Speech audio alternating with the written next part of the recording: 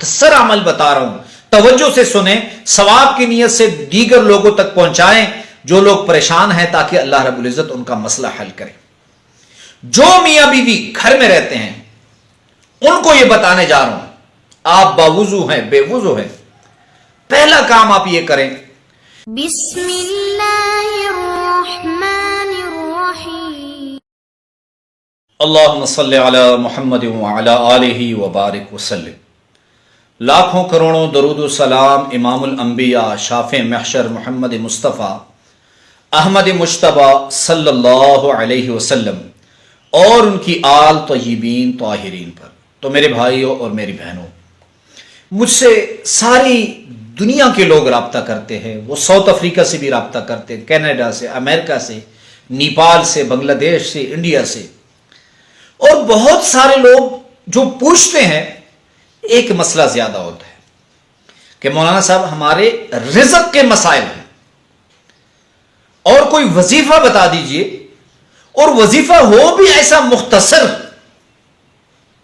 کہ اللہ رب العزت میری تمام پریشانیاں دور فرمائیں۔ اور وہ بار بار کہتے بھی یہ ہیں کہ مولانا صاحب ہم لمبے وظائف نہیں پڑھ سکتے، مولانا صاحب ہم قرآن نہیں پڑھے ہوئے، کہ آپ ہمیں صورتیں بتائیں تو ہم وہ پڑھ لیں۔ نہیں، وہ ہم نہیں پڑھ سکتے، آپ ہمیں مختصر سا عمل بتائیں کہ ہم میاں بیوی اسے کریں اور ہمارے گھر میں برکت ہو، ہمارے رزق میں برکت ہو۔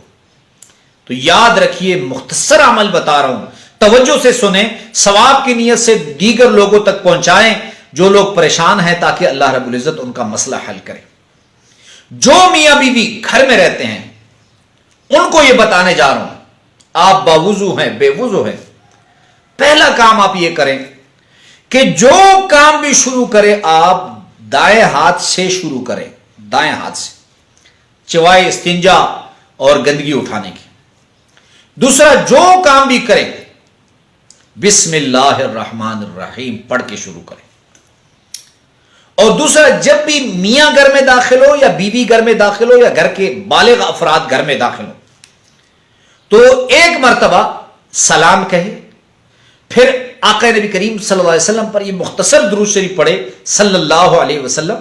اور ایک مرتبہ سورہ اخلاص پڑھے، قل هو اللہ، بسم اللہ الرحمن الرحیم، قل هو اللہ احد اللہ الصمد لم یلد ولم یولد ولم یکن له کفوا احد۔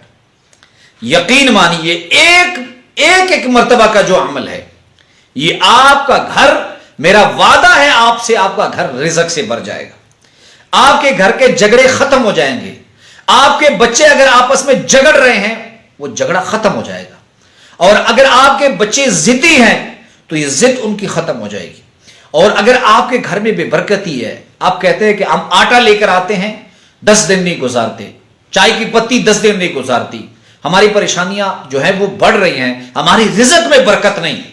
تو اس عمل کو اپنا معمول بنا لیں، پھر دیکھیں اللہ رب العزت کیسے آپ کے رزق میں، آپ کے کچن کے سامان میں اللہ رب العزت کیسے برکت دیتا ہے۔ یہ احادیث نبویہ سے بھی ثابت ہے،